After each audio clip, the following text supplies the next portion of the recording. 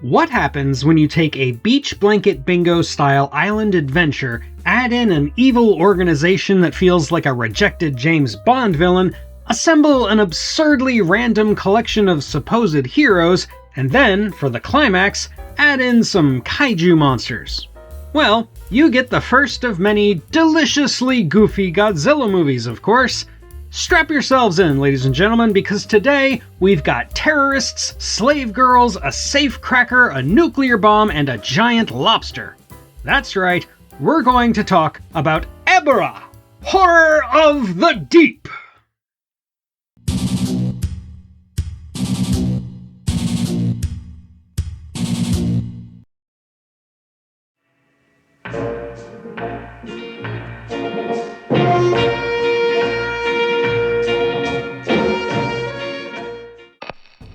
The inhabitants of Infant Island are being kidnapped and enslaved by the Red Bamboo, a terrorist organization with plans for world domination. The Red Bamboo has set up operations on a different island nearby, where it is protected by EBIRAH, a giant lobster that kills anybody who tries to get in or out of the area. When a ragtag group of thieves are shipwrecked on the island's shores, they come face to face with their own morals and decide to help the slaves, only to discover Godzilla resting in the island's enormous caverns. They hatch a wild plan to wake the atomic dinosaur, but can they survive the ensuing chaos long enough to free the infant islanders and escape with their lives? Or will the Red Bamboo set off a nuclear bomb and lay waste to them all?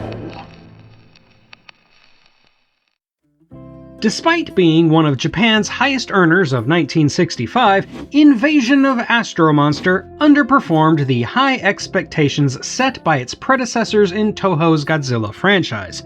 And by then, it was obvious Godzilla had a franchise all his own, having slain Toho's other kaiju in popularity to become both a homegrown favorite and an international star.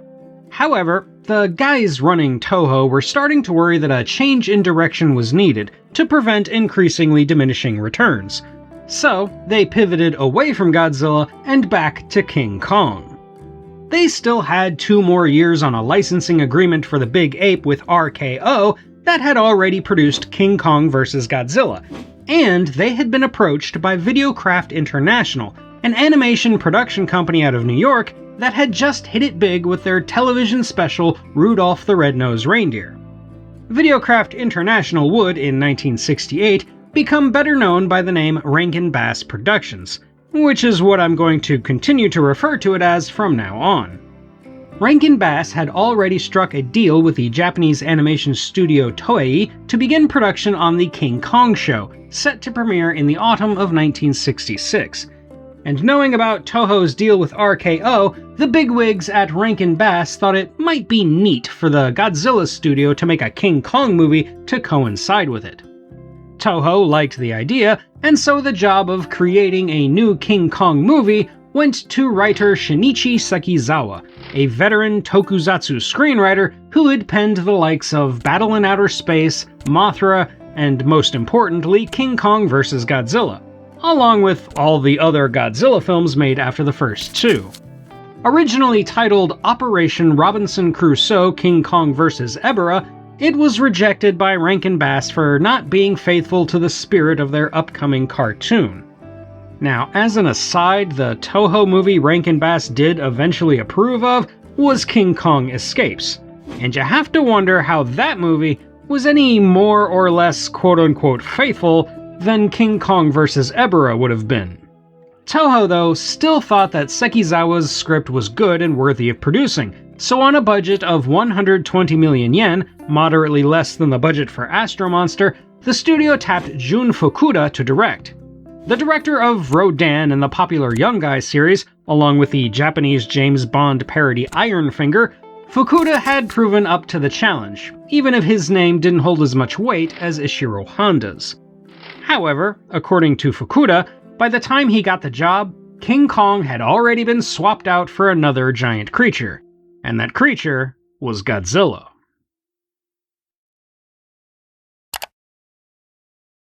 But before we go any further, do you like sci-fi horror? Do you like books? Well, have I got the book for you. It's called The Caves of Solace, and it'll be available on August 4th, 2026 through Amazon. It's the story of people diving deep into the depths of an alien planet to solve a centuries-old mystery involving mass disappearances, ghosts, strange scientific anomalies, and a heavy dose of Lovecraftian madness. Through my links in the description, you can pre-order your digital copy now, you can order your physical copy on August 4th, or you can join my Patreon at the $8 level to secure your own signed copy. Again, that is The Caves of Solace, available August 4th. It's a hell of a journey. The movie that would eventually be known as EBIRAH Horror of the Deep reunites the hero and villain actors from the original Godzilla, Akira Takarada and Akihiko Hirata. Takarada plays Yoshimura, the professional thief who decides to choose a more moral life in the end, while Hirata once again dons an eye patch to play the Red Bamboo Captain Ryui, renamed to Yamato in the English language dub. The female lead, the island girl Daio, originally went to the actress Noriko Takahashi, but she had to bow out during production due to appendicitis and was replaced by Toho staple Kumi Mizuno, who had previously played the female leads in Matango, Frankenstein vs. Baragon, and Invasion of Astro Monster. Meanwhile, Mothra's twin fairies, the Shobijin, are no longer played by the Peanuts, but instead by the similar musical duo of Yuko and Yoko Okada, also known as Pair Bambi. The only other actors of note, or at least the only ones I recognize, are Jun Tazaki as the Red Bamboo base commander, and suit actor Shoichi Hirose as this unfortunate slave.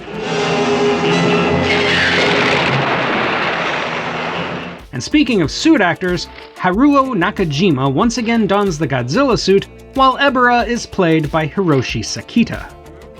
The special effects were credited to Eiji Tsuburaya, but by this point, Tsuburaya was busy with his new self-titled production company and only really served in a hands-off supervisory capacity. Instead, the bulk of the work on EBIRAH was directed by Sadamasa Arakawa.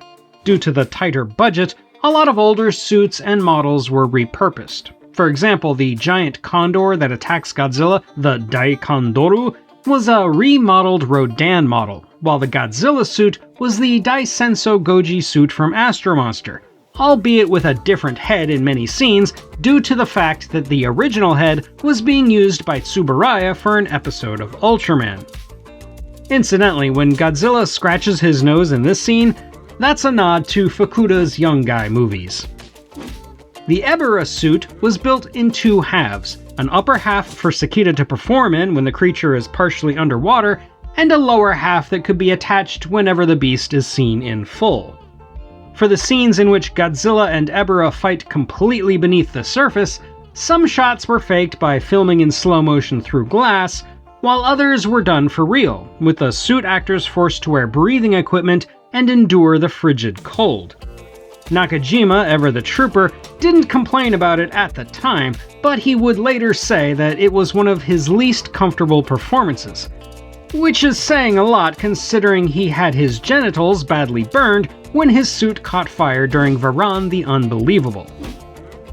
As for the music, producer Tomoyuki Tanaka wanted the great Akira Ifukube to return, but Fukuda argued that he needed to set a new tone with his movie and preferred to hire Masaru Sato, who had not only worked extensively with Akira Kurosawa, but had also done the score for Godzilla Raids Again. Fukuda eventually got what he wanted, but Tanaka was reportedly furious about it.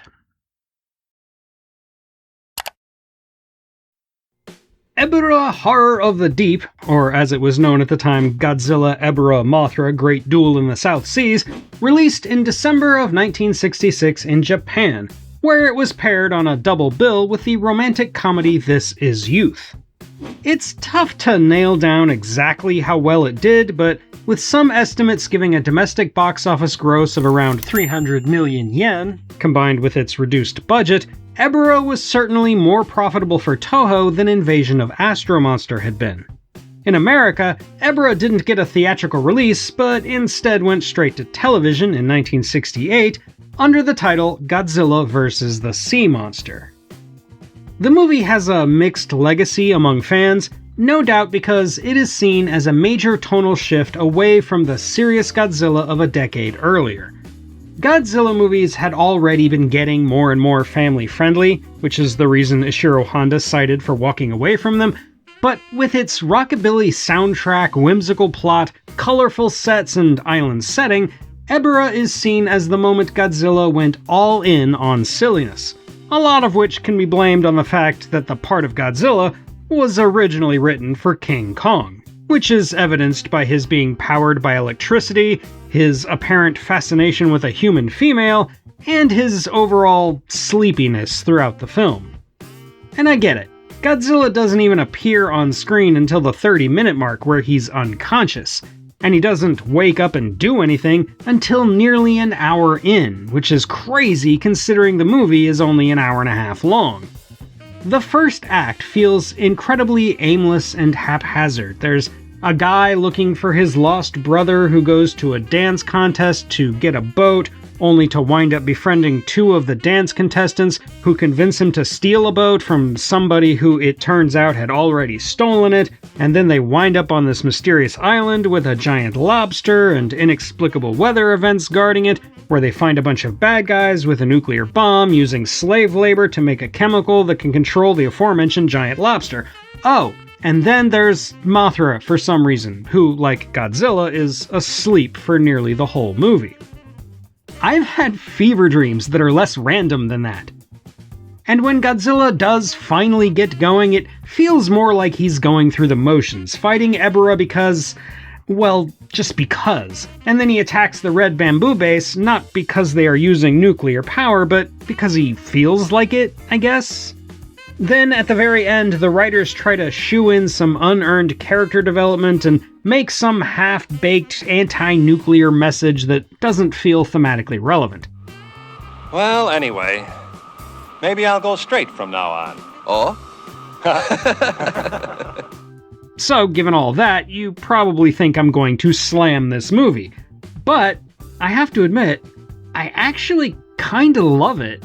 Let's be clear here. Whether you prefer serious Godzilla or silly Godzilla, all Godzillas are great.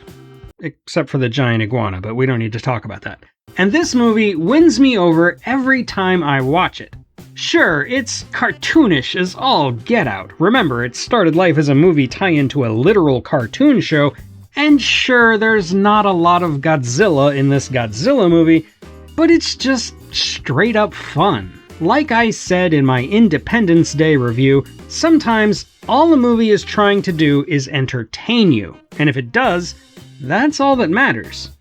EBIRAH entertains me, so in my estimation, that makes it a sci-fi classic. And that's all for today, my fellow Earthlings. What do you think of Godzilla getting silly? Let me know in the comments, and while you're down there, don't forget to hit those like and subscribe buttons. Thank you for watching, and until next time when we'll try to track down a room that will grant wishes, this is the Unapologetic Geek, telling you to never be ashamed of what you love. As long as you're not hurting anybody.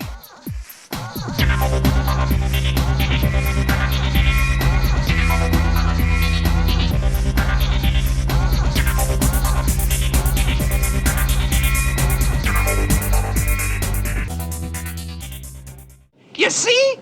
We have to use our brains, understand? Ah,